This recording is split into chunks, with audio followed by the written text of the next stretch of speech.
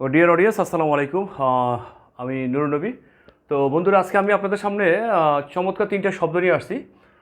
শব্দটার অর্থ উচ্চারণ কিছুটা কাছাকাছি, কিন্তু এটার অর্থগতভাবে অনেক আছে, পার্থক্য আছে। যেমন হলো ইমপ্যাথি।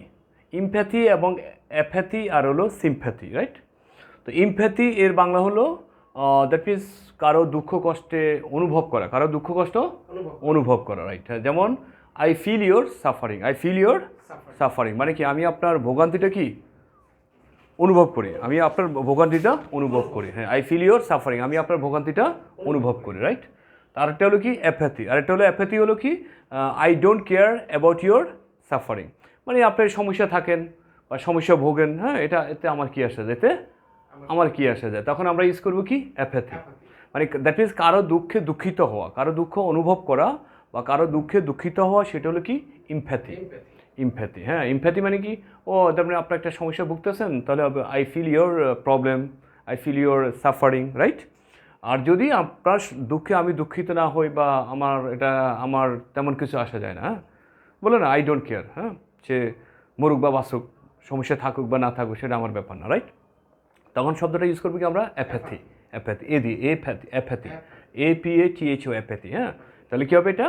এটা হবে যে আই ডোন্ট কেয়ার, হ্যাঁ, কী হবে? I don't care about your apathy, মানে কি আমি আপনার সমস্যা নিয়ে আমি আপনার সমস্যা নিয়ে কোনো চিন্তিত না, এটাকে বলা হয় I don't care about your suffering. হ্যাঁ, আচ্ছা, আরেকটা হলো সিম্প্যাথি। সিম্প্যাথি হলো কি আমি আপনার সমস্যায়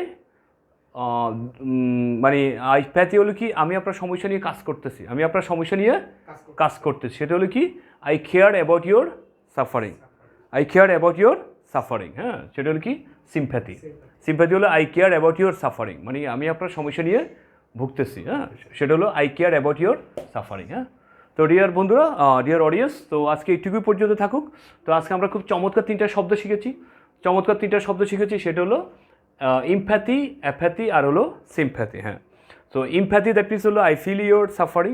আবারও বলছি, ইমপ্যাথি দ্যাট মিনস হলো আমি আপনার সমস্যাকে ভুগতেছি, আমি আপনার সমস্যাকে অনুভব করি, তখন হবে I feel your suffering.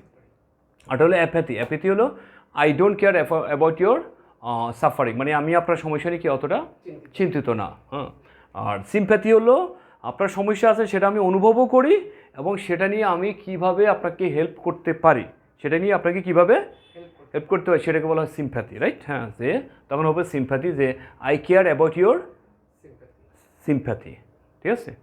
I care about your suffering. So dear audience, তো আজকে that's all for today. See you again with my another video. তো আমার ভিডিওটা যদি ভালো লাগে অবশ্যই শেয়ার করবেন এবং লাইক করবেন, কমেন্টস করবেন, আর আপনার ফ্রেন্ড সার্কেল, বন্ধুবান্ধব যারা যেখানে আছে তাদের সাথে অবশ্যই এটি শেয়ার করে দিবেন, যাতে আমরা এই ইংরেজি শেখার আলোটাকে সারা বিশ্বে আমরা ছড়িয়ে দিতে পারি, ইনশাআল্লাহ। আসসালামু আলাইকুম।